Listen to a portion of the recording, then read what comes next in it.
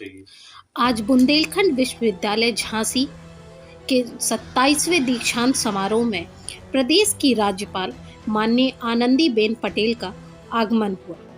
इस मौके पर राज्यपाल महोदया ने विद्यार्थियों को उनके शैक्षणिक सफलता पाने पर बधाई दी तथा उनके उज्जवल भविष्य की कामना की। इस मौके पर उन्होंने अपने उद्घोषण में कहा कि आंगनवाड़ी केंद्रों को विश्वविद्यालय के द्वारा जरूरी संसाधन उपलब्ध कराने, साथ ही असम के बाल विवाह का उदाहरण देते हुए बाल विवाह जैसी सूचना पर अधिकारियों को स्वयं जाकर कार्यवाही करने पर जोर दिया। डिफेंस कॉरिडोर से बढ़ते रोजगार के मंच की सराहना की। इसके साथ ही कहा कि बच्चों को मां की कोख से ही संस्कार देना हो। स्वस्थ भोजन से बच्चों का सही विकास हो पाएगा। इसके अलावा पुणे की एक संस्था की सराहना करते हुए क्षेत्रीय कला को बढ़ावा देने की बात भी कही।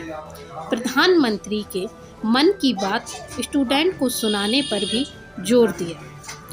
इसके अलावा मिलेट रेस्टोरेंट की भी खूब सराहना की और रोजगार के नए मंच खोजने का भी सुझाव दिया।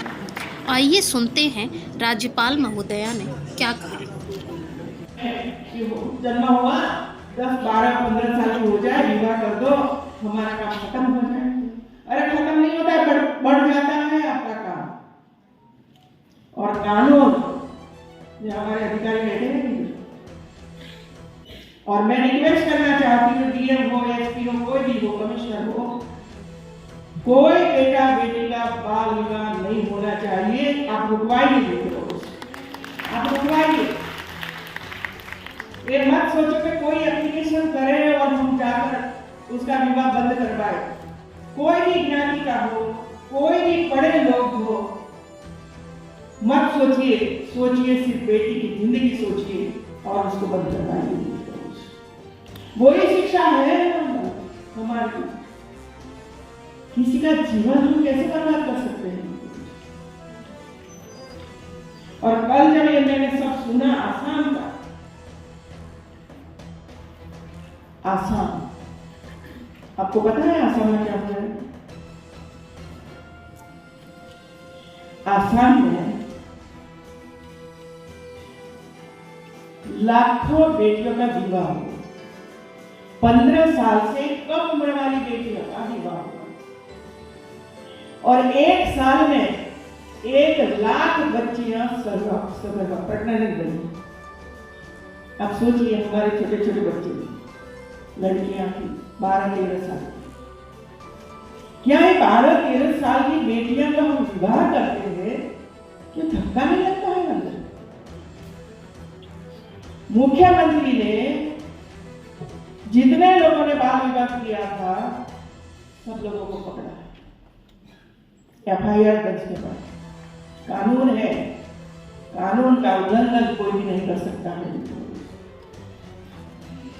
अब 1 लाख बच्चियां, 12 साल की, 13 साल की, 14 साल की, 15 साल की बेटियां प्रेग्नेंट बनकर जो बच्चे का जन्म देगा, तो कितने बच्चे बचेंगे? कितनी मां बचेगी? 50% का आंकड़ा वो लोग बोलते थे, जो चर्चा करते थे वे लोग, 50% बेटियां मर जाती, बच्चे मर जाते।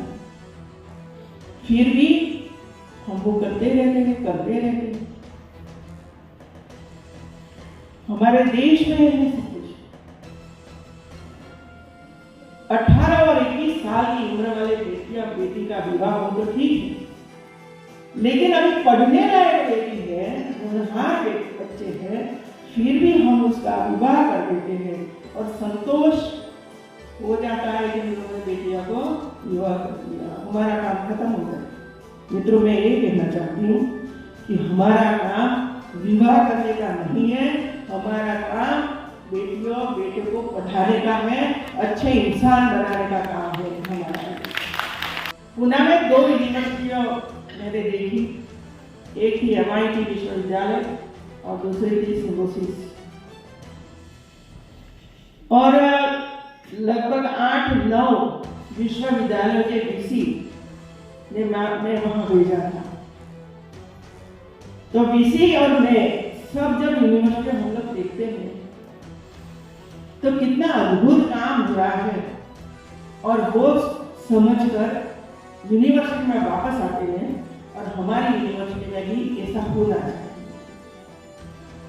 मैं जब सिम्बोसिस यूनिवर्सिटी देखने के लिए गई, हमारे यहाँ भी मीडिया सेंटर होता है, अरे मीडिया वाला सब कुछ सीखते हैं, लेकिन वहां का जो मीडिया सेंटर था, ये मीडिया सेंटर ऐसा बनाया था वे लोगों ने, वहां पिक्चर बनते हैं, यूनिवर्सिटी में पिक्चर बनते हैं, और जो फिल्म लोग बनाने वाले लोग हैं ये वहां आते थे और फिल्म स्टार सब लोग आते हैं और पिक्चर बनता है। इसमें काफी कोई खर्च नहीं है, लेकिन एक सोच चाहिए कि हम हमारी लैब कैसे बनाएं, धीरे धीरे करके उसका कैसे एक्सपांशन करें कि जिसकी वजह से आसपास के विद्यार्थियों को रोजगार भी मिले और इसमें हिस्सा लेने का आनंद भी मिले। जो साधन चाहिए वो साधन अलग अलग स्थान पर बनाने के लिए भारत सरकार ने डिफेंस मंत्रालय ने एक काम शुरू किया है। एक इधर मुझे पता नहीं कि क्या क्या बनाने वाले थे, लेकिन मेरी सुझाव है कि जो साधन वहां बनाने वाले थे उनकी टेक्नोलॉजी ये हमारे स्टूडेंट्स को सिखाना चाहिए यूनिवर्सिटी में, तभी रोजगार मिलेगा ना उसको। तो उसका स्टडी करिए और अध्यापक स्टडी करें कि कौन से साधन झांसी में बनने वाले हैं, कौन से साधन चित्रकूट में बनने वाले हैं, कौन से साधन कानपुर में बनने वाले हैं, लखनऊ में बनने वाले हैं, अलीगढ़ में बनने वाले हैं। तो ये साधन की जो टेक्नोलॉजी है वो टेक्नोलॉजी हमें हमारे स्टूडेंट्स को सिखाना पड़ेगा। मतलब ये हुआ कि हमें कोर्स शुरू करना पड़ेगा और विद्यार्थी को एडमिशन देकर ऐसी लैब बनाकर आगे बढ़ना पड़ेगा। ऐसा मत सोचिए कि ये तो भारत सरकार बनाने वाली, वो तो बनाएंगे, लेकिन रोजगार कब मिलेगा स्टूडेंट्स को? जब वो सीख कर बाहर निकलेगा और जब इंटरव्यू होगा और उनको पता चलेगा कि वो ठीक है, वो साधन उसको वो चला सकता है, तो उसको रोजगार मिल सकता है। तो आधुनिक टेक्नोलॉजी के माध्यम से जितने भी साधन बन रहे हैं वो साधन हमारी यूनिवर्सिटियों में भी बने, उसकी शिक्षा प्राप्त करें हमारे विद्यार्थी और आगे बढ़े, इसके लिए प्रयास करना चाहिए। उनके बारे में मैं सुनती थी, लाहरी बाई ने अभी तो शायद 4 महीना हुआ होगा मिले की बात उन्होंने की, लेकिन वो महिला ने घूम घूम कर ये जो जितने मिलेट थे अलग अलग प्रकार के उसका इकट्ठा किया है और वो बेच रही है, सीड के रूप में वो बेच रही है और किसान उनके घर पर जाकर एक सीड लेकर। तो ऐसी अनुभव हमारी माता है, उनको पे ये पकड़ लेती है कि हमारे लिए तो बहुत अच्छा है, चलो इसके और बात आगे बढ़ो, ये काम करो। तो ऐसी हमारी महिलाएं जो काम कर रही है उनके बारे में भी हमें बताया जाता है। बस ले लिया गेहूं और खाने का शुरू कर दिया, उगाने का शुरू कर दिया, और सबसे ज्यादा गेहूं यूपी और मध्य प्रदेश में सबसे ज्यादा। अब छोड़िए, अब धीरे धीरे करके आधा एकड़ में 1 एकड़ में ये सब कुछ करके हमारे किसान भी इसमें लगे हैं और सबसे पूरा विश्व हमारे पास से मिलेट की मांग कर रहा है, मिलेट की मांग कर रहा है। शायद आपने अभी जो लास्ट में मन की बात प्रधानमंत्री जी ने कही, कितने लोगों ने सुनी मुझे बताइए। मैं तो मानती हूँ कि जब भी प्रधानमंत्री की मन की बात आती है रिकॉर्ड कर दीजिए और फिर हमारे स्टूडेंट्स को ऐसे ही हॉल में बिठाकर मन की बात सुनाइए। इतनी नई नई जानकारियां हमारे सामने वो रखते हैं। अब एक मिलेट की बात जब कही तो मन की बात में मैंने सुना तो कई रेस्टोरेंट शुरू हो गई मिलेट की। मिलेट रेस्टोरेंट, और ये हमारे युवा कर रहे हैं। क्या इसमें रोजगार नहीं मिलेगा आपको? छोटी सी जगह लेकर यदि कुछ लड्डू ही बना देते हो तो भी लोग ले जाएंगे, भाई लड्डू तैयार बना ये चलो खाओ। तो इसमें से काफी ऐसी चीजें हैं जो हमें हमारे प्रधानमंत्री दिशा निर्देश करते रहते हैं। आपने भी महाभारत पढ़ा है, कुरुक्षेत्र का जब युद्ध होने वाला था उसी समय भगवान कृष्ण ने, पता था उनको धर्म और धर्म का युद्ध होने वाला है, और इसमें एक ऐसी भी घटना आएगी जो युद्ध लड़ना पड़ेगा। तो उसने तैयार किया अभिमन्यु को तैयार किया। जब उसकी माता के घर पर बैठा तब उसने सिखाया कि युद्ध कैसे लड़ना है। मतलब ये हुआ, हम सब समझते हैं कि ये है हमारे लिए, लेकिन अमल में कुछ नहीं। और इसी वजह से मेरा आदेश कहो तो आदेश, जो कहो मान लो, एक गर्भ संस्कार का एक कोर्स स्वेच्छा से हमारी बेटियां पढ़े और इसी तरह को आगे। हमारे प्रधानमंत्री ने कहा कि 2023 के साल पूरे विश्व के लिए एक मिलेट वर्ष के रूप में मनाया जाएगा, लेकिन ये बोलने तक नहीं रहना चाहिए। मैंने आज तक जितने दीक्षांत समारोह में मैं उपस्थित रही हूँ, इसमें 1 पॉइंट प्रोग्राम ही मैंने रखा था मिलेट। अभी आपके हॉस्टल है तो भाई मिलेट वहां पहुंचना चाहिए, हॉस्टल में ये पकना चाहिए, घर में उसकी शुरुआत होनी चाहिए, कोई बुक बननी चाहिए, रेसिपी बननी चाहिए, बच्चों को सिखाना चाहिए। ये ही काम है। जब एक कोई विषय हमारे सामने, देश के सामने जब रखते हैं, तो ये विषय रखा बस वो खत्म हो गया, ऐसा नहीं होना चाहिए, लेकिन उसको आगे बढ़ाने के लिए प्रयास करना चाहिए। मैंने आपने जितने व्यंजन बनाए और वहां डिस्प्ले किया, इसमें से काफी चखा नहीं, खाया कोई बात होती है, लेकिन मैं मानती हूँ मेडल मिले न मिले,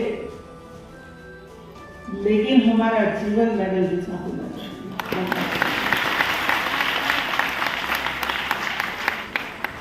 एक आदर्श भारतीय बनकर पूरे विश्व को चमकाना है, वो ही मेडल है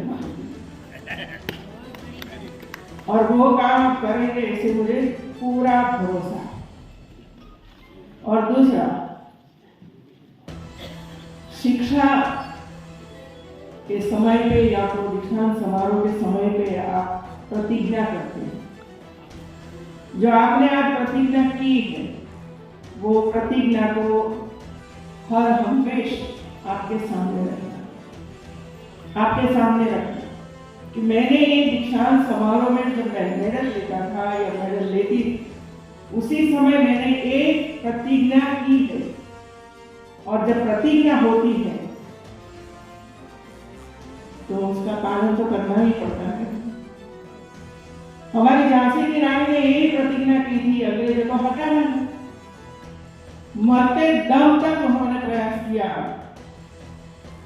तो ऐसे कई हमारे नौजवान, कई हमारे महिलाएं, कई हमारी बेटियां, कई हमारे राजनीतिक, कई हमारे अनेक विभूतियां हो गई, जिसके अंतिम श्वास तक देश को आगे बढ़ाने के लिए काम किया। वो ही पथ पर हमें चलना है, वो ही पथ पर हमें आगे बढ़ना है, वो ही दीक्षांत समारोह का मेन उद्देश्य है। जो हम लोगों ने वो छोटा बच्चा था, वो कहाँ से आए? झूपड़पट्टी के बच्चे थे, सब झूपड़पट्टी के बच्चे। उनको आगे बढ़ाने के लिए, और आंगनवाड़ी में जो बच्चे आते हैं तो छोटे बच्चे होते, चारित्र का निर्माण करना है तो बच्चे का जन्म होता है इसके पहले माता का गर्भ में जब बच्चा होता है तब से ही उसको संस्कार प्राप्त होता है, वो हम भूल जाते हैं, ये हम भूल जाते हैं।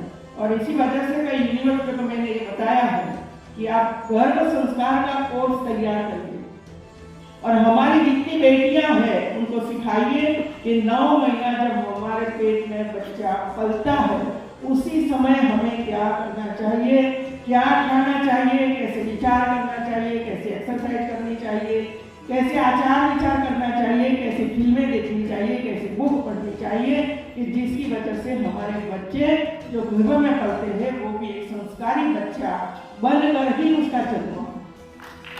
ये छोटे छोटे बच्चे जब स्टेज पर आते हैं और आप सबको देखते हैं और आपको जब एक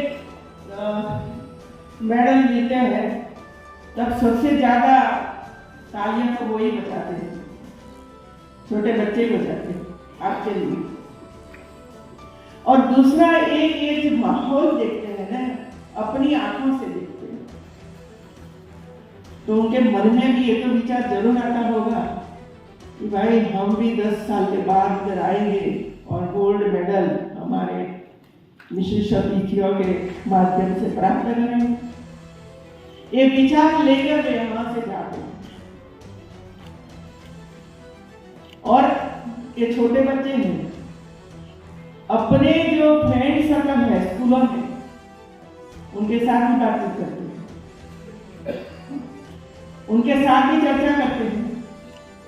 और मैं जो टीचर्स आए वो टीचर्स को भी कहना चाहती हूँ कि आपने ये सब दीक्षांत समारोह भी देखा है, यूनिवर्सिटी भी देखी है, क्या क्या कार्यक्रम हुआ वो भी आपने देखा। कम से कम आपके यहाँ जो प्रार्थना सभा होती है इसमें इसकी बात जरूर करना चाहिए।